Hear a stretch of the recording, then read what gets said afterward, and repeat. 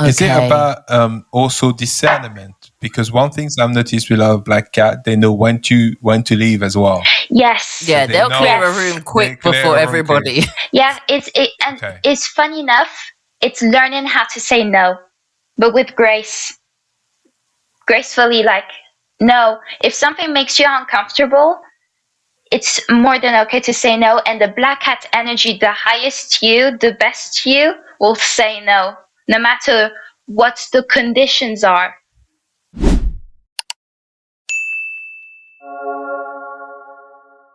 Hello and welcome to another episode of Awaken to Joy. I'm Shem. I am Omondi. And welcome back. And if this is your first time, welcome.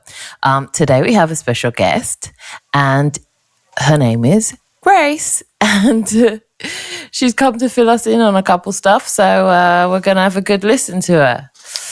All right. Hey, Grace. Hi. Hiya, do you want to give people, say hi, just tell everyone quickly, who you are? And hi, everyone. I'm Grace. I'm 16 and I do my own research.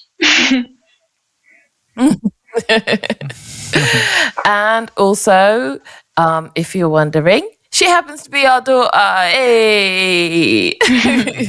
What's going on? What I have for you guys is, about the tonsils.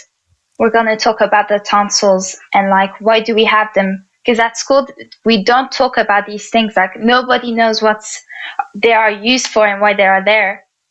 I remember when I was younger, I was just telling you I was going to take out my tonsils. I had tonsillitis. Yeah. And laryngitis at the same time. I threatened to take my the next time you get this, we're not going to give you antibiotics. You're going to just have your tonsils removed. It's easier. And I was like, there's no way I'm getting my tonsils removed. I didn't care how much ice cream I was offered. It was going to be a hard no. Yeah. So let us know, what's the whole tonsil things like?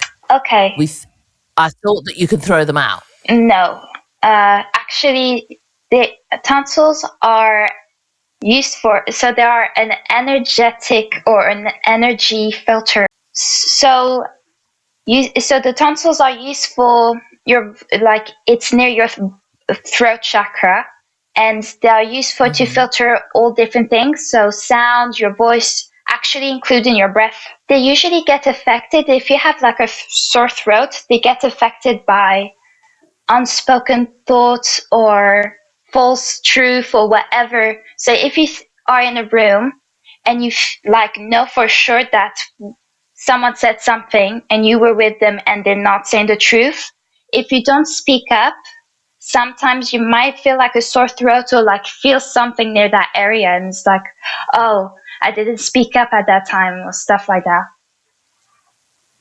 So hang about, so it doesn't have to be words you've spoken. It can be words that you've heard the vibration of. Yeah. So if I'm in the room with you and you tell a lie or you say something that I well and know that I've got the truth of, yeah, I can feel it in my throat. Yeah, you'll feel it. So especially, I think it works when you actually are aware what the tonsil is, and people usually brush off of the fact that tonsils, or why your throat hurts, is because your tonsil is feeling the actual frequency of vibration of what it was said or what you said. Okay. So that's that. So wow, that explains a lot. Because it used to hurt all the time. And as well, it happens. Especially around crying. Yeah. 100%. So when you lose your voice, because it's usually something to see with the vocal cords area, which is kind of near the tonsil. You're saying tonsils? Tonsils. And how do you spell it? No, not tongue. How do you spell it? You spell Tonsils. Tonsils. Yes. Tonsils. I know that. I get it. I know I what get you were it. thinking. I never actually. I've always heard it, but I never actually thinking about like the spelling of it. Mm. I wonder what the root word is. But anyway, so basically your vocal cords, because they're not in the same space, right? The vocal cords No, is like maybe on lower, the and the tonsil is like at the at back the of the Yes. jaw, knuckles. Yeah, like a bit back. and I always heard that it was like a bacteria filter, virus filter. So basically, when a virus trying to come in, usually the reason why they get very sore and infected is because they catch whatever's trying to go on deeper. And so why when you have a cold, you attempt to go like lower over time and probably penetrate the lungs and stuff like that. Yeah, But when you're saying that basically it's like a filter and stuff like that, it got me thinking about how it works in conjunction with your vocal cords.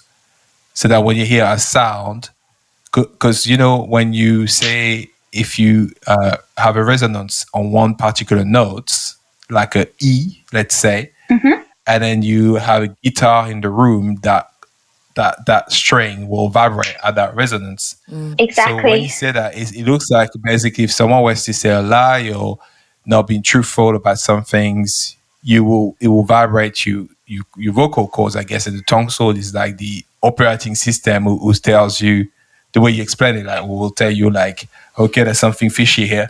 Your I know that your vocal cords are your larynx. That's further down your throat. Right. That's further down in But your do you throat. think? But your tonsils are like what she said at the back of the jaw. But do you think they work together? Well, you know what's funny? Actually, it works a bit like the ears, because if I saw this documentary where they were saying how it works is sound works just in general. It actually projects and then it bounces back. It works a bit like the tonsils. That's how the tonsils work, by vibration.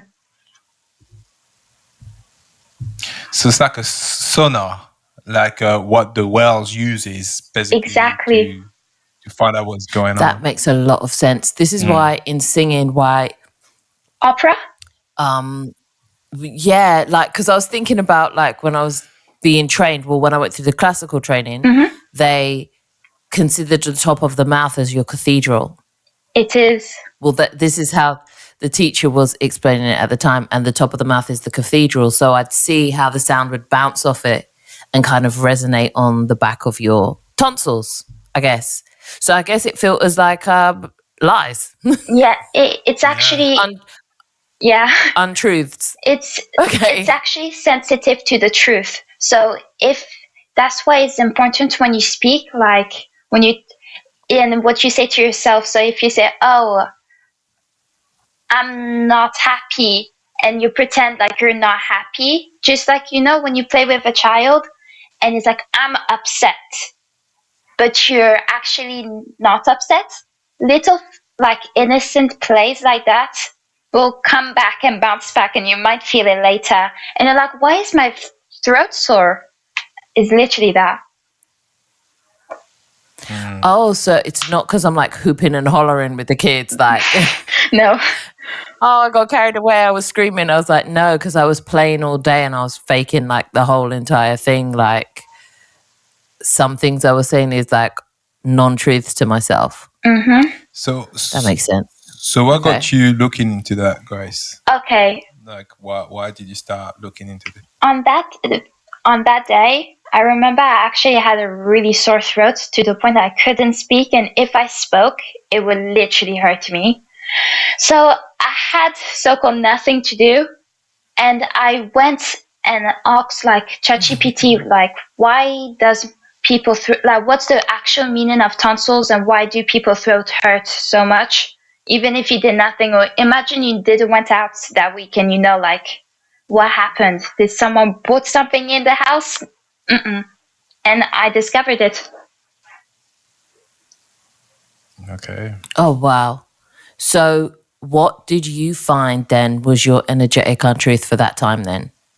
That, you know what? I don't know. I don't remember what I did, but probably something little like that as an example. Or it's like if I wasn't honest with myself, or if if I argue with someone and they're like, "Oh, are you still upset?" And it's like, "No, I'm not upset." So I tell myself I forgive them. So I do forgive you, but I still feel it. So I haven't released it. So that's that. Maybe something like that. So Oh yeah, okay. so My throat is thumping now. Like, so just with the thought of it, I'm just like, yeah. yeah. So okay. So a lot of people will swear that when they're upset or they're not telling the truth, they've got like this ball in their throats, which feels not where the tonsils are. It's more like lower down. Yeah. So could you explain why do we feel it here when the tonsil? I mean, I know what if you get a cold, you can feel it up here, like in your like a bit higher up. So because you got like you caught a cold, which some will swear that is like a purification is taking place. You're purging something when you get a cold. But why do people feel it here, like a bit lower down then? Okay, so that's a good question. When you've done, like, for an example, yeah, scenario wise, you've done a promise to someone and you that person didn't stick to the promise, but they're like, "Oh, I'll do it next week. Like, don't worry, I'll do it next week." And you felt like trust has been broken or they didn't like stick to the oath, stuff like that. And it just lowers down because it's the whole throat chakra and it's perfectly in alignment. So like I know it's there, the tonsil, but like the throat is down here. So anything tension will build up. That's why in singing they tell you, well, like when they're on the stage and people talk, they say, "Oh, relax the jaw, relax the throat," because tension holds there. Even throughout the day, you'll hold tension and you don't realize, "Oh, my shoulders are tense," and stuff like that. Okay. Oh, I get that. So it's like it communicates with one another. So like perhaps this is the thing. Perhaps like what we know about chakras is a bit distorted because we tend to think, okay, the throat chakra is just here, like if like where the Adam's apple is. So we would say, oh, it's here, or the heart chakras is like where my heart is, but it's more expansive than that. It's big, like wider, much more connected. I guess this is what you're saying. Literally, Okay, that's I that. understand. And Okay. it's actually linked to your inner child. So if you like remember a time that you asked something like, "Oh, can I have this? Oh, can I have this toy? Or can I have this sweetie?" And you heard no, and you hold it back, and it's like maybe you don't pout, but you like still like disappointed, and you hold it in. Like, don't you realize like you hold it near the chest or here, like if you do like kind of biting your tongue. Yeah, And that's why it's Wow. linked to that is like, true. That's true. because you're at your most vulnerable when you speak as well, but it depends how you do it, how you speak, and that. Well, it's true that when you're a child and I mean, you can't get what you want, or you get punished, or whatever it is, and you're crying, so you get this like tension in your throat. And I think we all experienced it at some point. I mean, I did. I remember how it feels. Like I can't even recall the feelings. So I think it's the case for most of us. But then again, there's also the tears that's adjacent to that, Yeah, especially when you hold the and tears. most of us, yeah. So would you Yeah, say when you that? hold them back. Would you say when you hold them back, the throat would It hurt hurts. more? I was Yeah, fighting back tears hurts. I always Worse thought it than the was a very funny concept. yeah, worse than it actually was than the actual thing. Yeah, Yeah, It's the I always restraining. thought, what, something is really something. Yeah, and then something also that's really funny is like when you come to the tears, we are pouring out water. So salty water got me thinking about memory. So it's like the intention is to release a memory or painful memory. Actually, that makes probably, sense. because water holds memories. Yeah. So I was told that. So when you tell me like the feelings in your throat and all of this is ink, the eyes, I guess the ears and the throat are very linked. But I also know that part of you releasing the tears on a hormonal level, when the tears drop and then they fall to like your mouth, it's important to make that cycle back, because you know how they taste salty? Like most people only know how the tears taste because they've ran down the face. The boogers they down. always find a way to the lips. The boogers. They always find a way back to the lips, yeah? But if you taste the tears for what they are, apparently they're also a natural soother to be able to calm down your emotions, like on a hormonal level. So instead of you saying, okay, I'm going to take something to relax, the actual release of the hormones that are inside the tears soothes the feeling that is for that actual problem. So it's like you release the medicine to give to yourself to calm you in the way that you need. Because I was like, why do we taste it? Like, why don't we cry like anime and just kind of like spurt it out? Like the emojis. By rights, like, but it's supposed to be like completing like a cycle. Is that what people say? What are you salty when you're upset? Maybe. Hey, you might be onto something. I mean, that's something, right? Yeah, it's true. why are you salty? Be like, oh, testing the salt up. No, that means that kind of explains quite a bit, especially like what I was explaining to you, like that time of my life when I was younger, I didn't want to go to school. I didn't feel like I was in the right place. I didn't feel like I was doing the right thing with my days. I didn't feel like, I felt totally like I wasn't able to speak my truth, to the point it kind of got so overwhelming for me. It's as if like I went into total lock. I couldn't, my tonsillitis and meningitis was so bad, even when I went to the doctors, she was like, I haven't really seen this before, but you've got both at the same time. Like usually people have tonsillitis or laryngitis. I seemed to have both. And I remember my mum at the time saying, look, you're a drama queen. You're not going to just do it small. You got to do it big, innit? And for the life of me, I would have screamed in her face had I been able to open my mouth. Even the doctor, like, even I would have screamed at her. But I guess on the soul level, I knew what I was doing. I was like, no. Where is my compass? Okay. So keep it together. Okay. But I remember the doctor like having to help me open my mouth. It was to the point where to open my mouth would hurt. It's as if it had gone, I was a mask? in complete and utter pain. Yeah, to even open my mouth was painful, Gregory. Like it was like my jaw was locked. It had gone like totally, it was total lock from lip to my collarbone was just locked. It sounds horrible to experience. It was so painful. Like the last time I felt pain like that was literally when I got my wisdom teeth taken out. That was the equivalent pain. I bet we're going to find out you shouldn't get your wisdom teeth taken out as well, because it would explain so much. Huh? Yeah. So much. What did you say? I said, like, I bet we're going to find out, like, you shouldn't get your wisdom teeth taken out. Oh my gosh, that would be actually crazy. That would be actually that crazy. Would be, because like there are bones. I mourned all 4 teeth.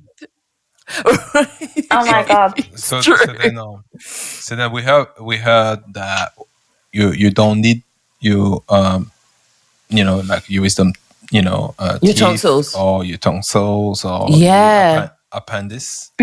Appendix. The appendix, yeah, your appendix, or these are things that apparently you don't need. Where are the appendix? It's on the right side or bottom right side of your tummy. Okay. And it's when the where the small intestine meets the larger intestine, it's like a little loop. Yeah, I've seen that. Like a little bay loop. It's like a little poo catcher and a little filter for the last amounts of whatever's going to come out will catch in there. And then it was like the last of the filter before you poo. But there's a lot of things like they say, I think it's also your spleen. I think you don't need. Yeah, there's enough stuff they'll cut out and just dash it out and be like, no, you don't need it. Basically what they're trying to say. I mean, I can understand if someone has to remove it for, health reason. So, okay. But at the same time, I'm thinking if these things are essential for you to actually filter energy and so what would happen if someone didn't have them? Because I'm sure there's a lot of people that don't have them anymore. What can they do? And are they not able now to actually filter, I guess, undesired energy? You know what? Once I done that research, because I knew people actually like they don't have it anymore and stuff like that, and I thought like it was crazy. The fact that people even made up a rule like, oh, take that out because you don't need it, which is not true. So there are solutions to it if you don't have it or if you're going through like soreness or any pain. Humming, tuning, like in the morning or chanting or singing, and it actually helps activate it back again because like the throat chakra is not going anywhere. And well, so it's still like an energy hub. Speaking the truth helps. Reiki actually helps as well. Energy healing helps. And herbal teas and light codes, meaning like when you focus on your throat chakra and you focus on your inner child healing. So these are the solutions. So that means a lot. So what can you do if you're someone that find it difficult to speak the truth, that may have been perceived in the past like a bit of a pushover, like people tend to just walk all over you, maybe someone that is too kind, what people would say you're too kind, so but you find it difficult to actually speak your truth and assert yourself if even you're supposed to do that. What are your advice on that? What should you begin to do at least to be able to improve that? Well, because I'm sure they throat hurt a lot. To be honest, I've been there and I'm still going through whatever journey I have to go through. But honestly, I do have compassion. A thing that will help is affirmations, but it's not just that. I think it's to be honest with yourself and to make yourself better. So if, as I said, herbal teas help. If you have like this tea that you love, like chamomile and honey before bed, and it literally is just to learn how to self-soothe yourself, even if, I don't know, doing Tai Chi helps, like anything, because a lot of things that have to do in life is to be, is what you tell yourself. Because I can tell you all these things, this help, this help, this help, but if you don't believe it to be true, then forget it. So whatever helps for you, whatever works for you, works for you. So that's my tip. Yeah. People struggle, and I guess you know what, it's something you pick up as you get older, because you built a more resilient mind or more resilient mindset. So you tend to struggle with wanting the change but fighting the change. So for someone that may believe it, to actually believe it, but then the mind tends to take over, and obviously as you get older you get obligations and less time to attend to your so-called emotions or needs, and it's less less people care about that when certain age. For some people, it's a bit of a struggle, or they can be lonely as well. How could they, if they struggle with, they believe it, but the mind tend to talk them out of doing any of that for themselves? What would you say? What would be a simple approach they can have? I actually found out that I know it sounds super simple and it's like easy to look like to whatever but it's actually breathing. Like throughout the day, whatever you're doing, if you're on your computer, if you just take a minute to actually just do deep breathing or to breathe, just like even if it's 3 deep breaths every time when you remember it, that's actually really good. Because as well is to really to realize, acknowledge it when you breathe in, and then when you blow out is when you release, and then just to renew the tension and the feeling that you're experiencing.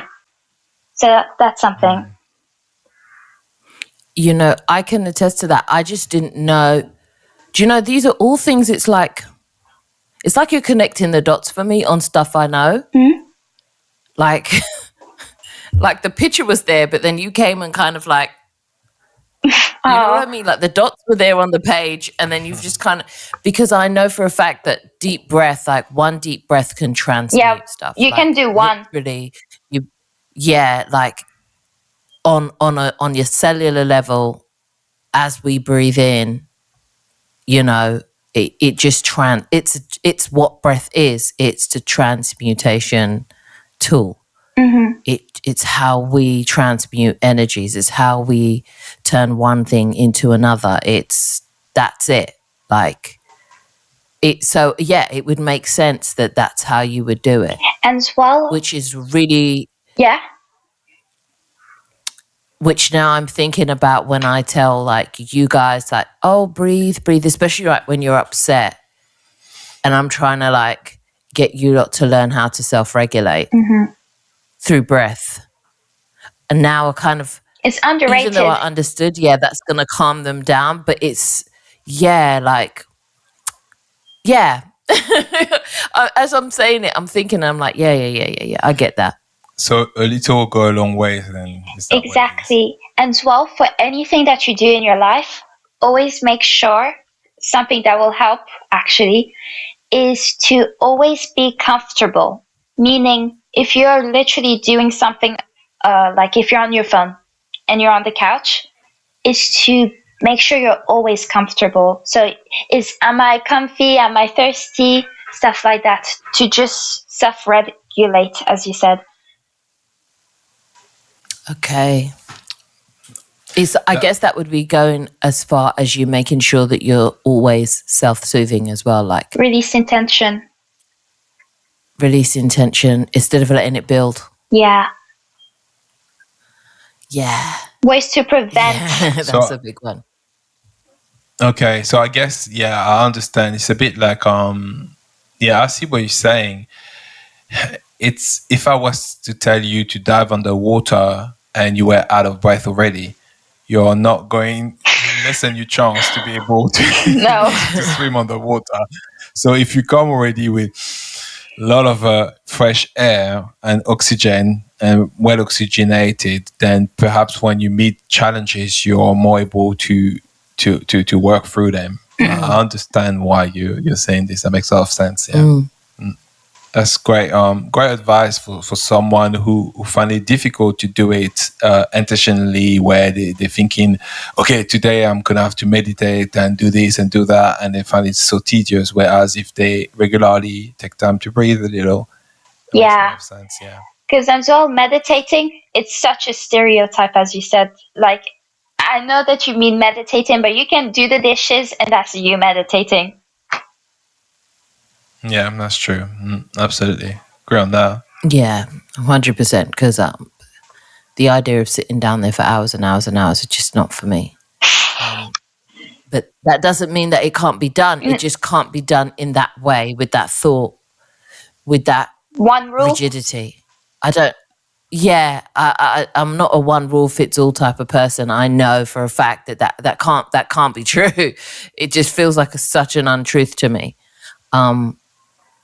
Yeah, it just feels like such an untruth to me. We're all different. We learn differently. We do things differently. Tell me how we're supposed to just do all this one thing the same Yeah. all of a sudden. That's how it felt to me. Maybe I'll understand it differently in the future, but for now, that's where I'm at. So another thing that's come up as of late, not only in my readings, not only like all over, everywhere I go, everywhere I look, when I go out, when I'm walking up and down, I'm always seeing cats. And it's been coming up a lot, like the whole cat energy thing. And you're like, oh yeah, black cat energy. And I was like, what? So explain, I was like, save it and then tell me about it. Like break it down to me. So I'm ready for you to break down this black cat energy thing, because I'm like, I know this is going to tie in and unlock something for me. Okay. Well, just before we move on subjects, I just one thing for the before topic to help you soothe yourself is to as well even whispering to yourself sometimes, or like muttering something, or say it out loud or silently is perfectly fine.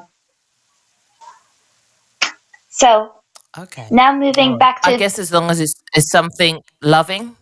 yes, or or Because I like can mutter. or whatever it is. Yeah. Yeah.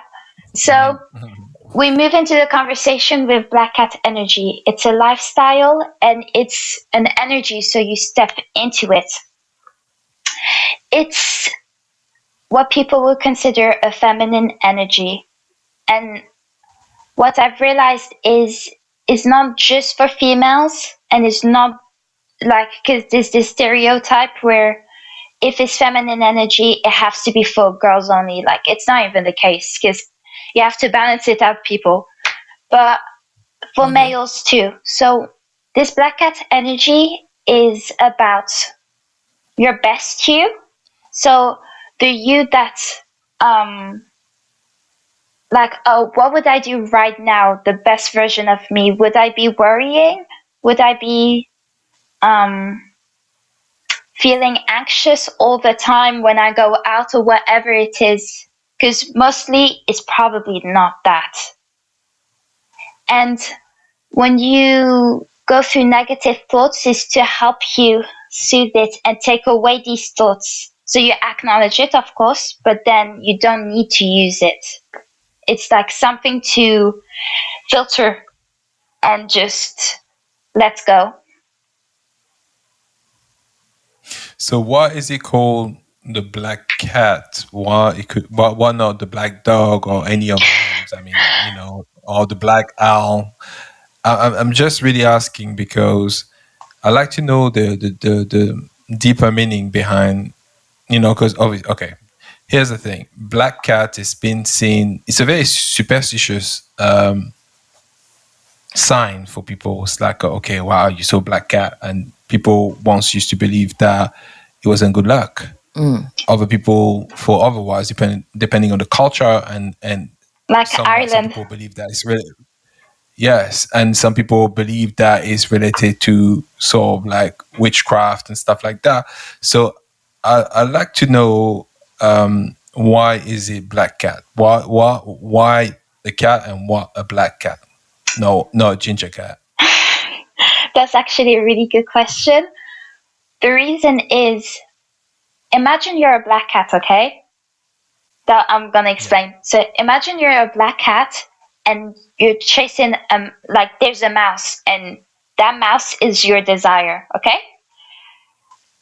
Usually, if you look at black cats and the way that they chase, like they don't like the way that they come to things or to their situations, they're usually a bit more laid back and they're observant. So they usually wait till the mouse settles, and slowly they will wait till the mouse stops moving, until the mouse is not aware of anything vulnerable, and then it's catch it. But not until, like, they're not going to chase it around the whole way. They're a bit more laid back. They trust that it's gonna be there for them. It's like a trust thing. So you're saying that? Sorry, darling. I was just wanting to. You're saying black cat. You're saying other cat, like a ginger cat, will act completely different. Well, Is it? Are they gonna be different about it? Go in different ways about it? I don't know cat. No, that, but that I can well I to- can tell you that because your dad's a dog person, isn't it? Yeah. Different pedigrees of cats, different personalities. yeah. You could not, like, you get a Siamese, you're dealing with a whole nother cat than Yeah, I you know would that. if you got a ginger cat, I know or that. versus if you got, you know, like a black cat. Like Well, when I was a people, kid- or a Russian grey, like people will go for them for different personalities. Black cat was my preferred cat when I was a kid. Really? Me I too. actually preferred black cat. Yes, Me too. I didn't preferred know black that. cat. If I had the choice, but every time the other Yeah, kids used to pick 100%. the cat, so I just ended up with not a black cat, which I was pissed about. I was like, I Wait, want the black cat. but to be Wow. Remember he used to have so much options to animals because he lived on the farm. So like there was like 7, 8 cats. Right? Some people live in their best life. Okay. So, So literally pick of the litter. But black cats, it was always my thing because I was just like, you're different. They I could see are. their personality. oh, we're manifesting this because of how superstitious it is. It's actually- like, people tend to. Yeah, it's Yeah. actually a ahead. manifest. Sorry, go. No, go. I'm Okay, interested to it's hear actually, what you said manifesting, but it's a manifestation style. That's why it's a whole lifestyle. It's like if you're emo, you don't wake up the next day and say, I'm done. It's a whole lifestyle. You're not going to stop being emo, as the same way you're not going to stop living in the black cat energy. So you continue. So you're the outcast of of the cat species. You know, there's like the way people. I kid you not. When growing up in the farm and when I was a kid, the things that I heard people saying about black cat is You're like way off. it's like if you see a black cat on his own at night, people are like, you know, oh, this is not a good thing. So a lot of people didn't really. It's like the number 13. Although I always thought that was a bunch of rubbish because I think that it's just superstitious cultural aspects that are limiting people. But it is true that people seeing black cat didn't feel comfortable with it, so they tend to pick another color cat. That's why you don't see much of them. I think. Yeah, you're onto So something. I can relate because I can relate to what you're saying about being in lifestyle. Yeah, definitely, it's like being a pirate. If you, you know, going on a ship and trying to hunt treasures, that is a lifestyle. People ain't gonna like you much. Doesn't mean you don't have good values or you know what I mean. Yeah. It's gonna be- Yeah. That's why I love One I Piece. mean, you know, Jack Sparrow vibes. One Piece vibes, isn't it? But that is exactly it. But when you said that the whole mindset of the black cat is that you would think about what the best version of you would do in that given moment. So much things have fallen into place, especially when I've like seen black cats like turn up in people's readings or seen black cats turn up in my own readings. It has always been like, they have always been based around people stepping into their own power. So when you said, what would the best version of me do right now and living in the now, I know that that is your connection to your source, like you're straight up and down, you're the best version of yourself in that moment. So the mere fact that you said that, I was like, that has unlocked so much. Now at least I'll be able to convey that message like more clearly to people through the readings. Like I got around about it, but now I don't need extra. I don't need. You unlocked some stuff. So Thanks. so it's like channel your inner black cat. Yes. And so if that helps for people, because I know that it's like a totem animal type of tease. Like it's like it is. Sometimes people don't want to think about it as their inner guidance being themselves. So to lend that idea out to A bit like the black cat energy, crows. so it's like something, yeah, exactly like that. Basically, it's like that So energy. tell us, how do you channel your inner black cat? Like, what? Because is it about manifesting what you desire? Can it be used for other things? Is it like a typical signs of manifestation? Is it about trying to? Is it a sign of auspiciousness? What can you explain how this can, as how the concept can present itself, to people in their lives? So actually, it can come as signs, as you said, and as manifestation. But since it's a lifestyle, it will automatically circle to you. So whether this conversation or this energy, literally, if you're actually are trying to manifest something or in the zeitgeist of it, in that energy field, it will. That's why it's a lifestyle. So yes. So I will Okay. explain to you, for an example, the black cat energy is like, okay, in each room I step in, from now on, like I own this place, I own the room, type of thing. Like this is me, and Oh, yeah, so it's that main character energy, kind of but all the main time. character energy, basically. Is it Okay. about also discernment? Because one thing I've noticed with our black cat, they know when to leave as well. Yes. Yeah, they they'll know- clear a Yes. room They quick clear before a room, everybody. Yeah, and Okay. it's funny enough, it's learning how to say no, but with grace, gracefully. Like, no, if something makes you uncomfortable, it's more than okay to say no. And the black hat energy, the highest you, the best you, will say no, no matter what the conditions are. So it would be like remaining in that energy unconditionally. Mm-hmm. So it's come what may, you believe that you're attracting, like what's made for you will come to you.